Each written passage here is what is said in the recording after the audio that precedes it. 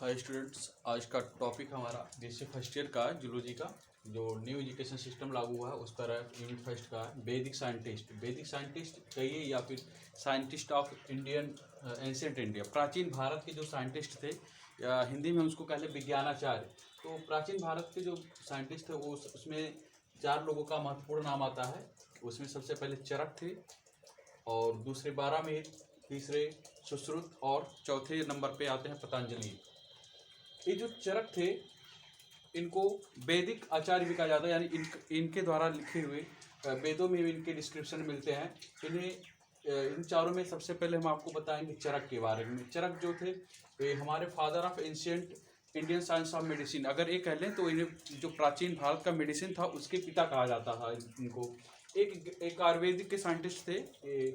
इन्हें इनके द्वारा एक बुक भी लिखी गई है, चरक संहिता, जिसमें आयुर्वेद के बारे में वर्णन मिलता है और रोगों के बारे में और उससे संबंधित रोग की पहचान, उसकी ट्रीटमेंट का सब कुछ इसमें डिस्क्रिप्शन मिलता है। एक आयुर्वेद के साइंटिस्ट थे और इनका पीरियड जो अभी तक ज्ञात नहीं है कि इनका जन्म या इनका समय कब से लेकर के कब तक रहा, लेकिन कुछ वैज्ञानिक और कुछ विद्वान ये भी मानते हैं कि एक कुषाण सम्राट कनिष्क प्रथम के समय में वहाँ के रॉयल डॉक्टर थे, मतलब royal doctor of emperor Krishna Kanishka first.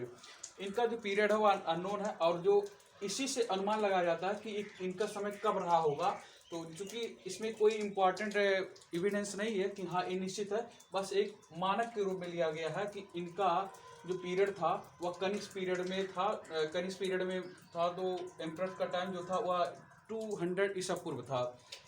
अब इस 200 ईसा पूर्व से ही ये माना गया है कि ये जो चरक जी का बर्थ रहा होगा, जन्म रहा होगा, वो विक्रमी संवत 257 में हुआ था। इसके बाद में ये जो चरक जी थे इनका जन्म जो था सुश्रुत और पतंजलि से पहले हुआ था। पतंजलि और सुश्रुत क्या है? सुश्रुत जो है वो हमारे जो सर्जरी है, ऑपरेशन जिसको कहते हैं, इसके पिता माने जाते हैं प्राचीन भारत में। और पतंजलि जो है एक संस्था आज चलती है पतंजलि के नाम पे। पतंजलि एक ऋषि थे, ये भी मेडिसिन के बहुत अच्छे जानकार थे। इनका जो फेमस ग्रंथ है चरक जी का, वो है चरक संहिता है, जो कि संस्कृत में लिखा गया है।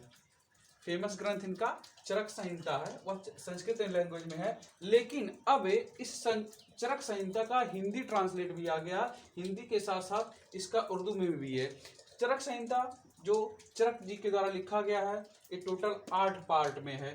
8 पार्ट है इसका। पहला है सूत्र स्थान, दूसरा है निदान स्थान, तीसरा विमान स्थान, चौथा इसका आता है शरीर स्थान, इंद्रिय स्थान, फिर छठा है इसमें चिकित्सा स्थान, 7वां है कल्प स्थान, 8वां है सिद्धि स्थान।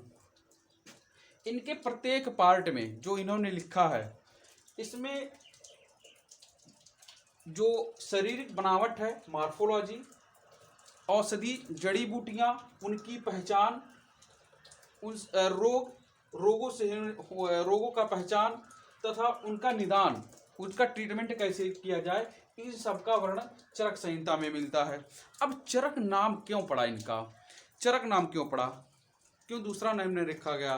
तो चरक नाम कैसे पड़ा, इसकी एक इंटरेस्टिंग थोड़ी सी कहानी है, उसको हम आपको बताएंगे। ये जो साइंटिस्ट थे, ये जो हमारे एक साइंटिस्ट कहिए आज के टाइम में या पहले के टाइम में हम इनको बात करें तो ऋषि के टाइम में हो जाते हैं, ऋषि थे। तो इन्हें जनसेवा का, लोगों का सेवा करने का बहुत ज़्यादा इनके पास इंटरेस्ट था। लोगों के पास जाते थे, घूम घूम कर लोगों का सेवा करते थे, ठीक है। तो इन्हें जनसेवा में अधिक रुचि थी, और जिससे एक घूमते हुए चिकित्सा अपना लोगों का रोग इलाज किया करते थे, लोगों का उपचार करते थे, और चिकित्सा विज्ञान का प्रचार प्रसार किया करते थे। इस कारण इनका नाम चरक पड़ा। चरक एक हिंदी या संस्कृत कह लीजिए, चरक शब्द है जिसका अर्थ होता है चलना। जैसे अभी हम देख लें, आज के टाइम में कुछ ऐसे भी डॉक्टर होते हैं जो बैग में दवा लेकर के रूरल एरिया गाँव में जाते हैं और वहाँ इलाज करते हैं। तो ठीक इसी प्रकार से ये भी चरक भी ऐसे साइंटिस्ट थे जो लोगों के पास जा करके उनका इलाज करते थे। तो इनके जाने, मतलब टहलने के, एक स्थान से दूसरे स्थान पर जाया करते थे, इसी कारण इनका नाम पड़ा, चरक नाम पड़ा। अब इनका ग्रंथ हमने बताया ही कि ये चरक संहिता है और इसका हिंदी में भी अनुवाद कर लिया गया है। अब इनके बाद में चरक संहिता के बाद में क्या हुआ कि इनका अनुवाद किया गया और चरक संहिता में बताया गया कि कितने पार्ट हैं, चरक संहिता में क्या लिखा गया है, ठीक है। और इनके बर्थ के बारे में अभी बहुत ज़्यादा कुछ ज्ञात नहीं है। अगर आपको इससे चरक संहिता से या वैदिक साइंटिस्ट के बारे में आता है तो आप इतना लिख सकते हैं। इतना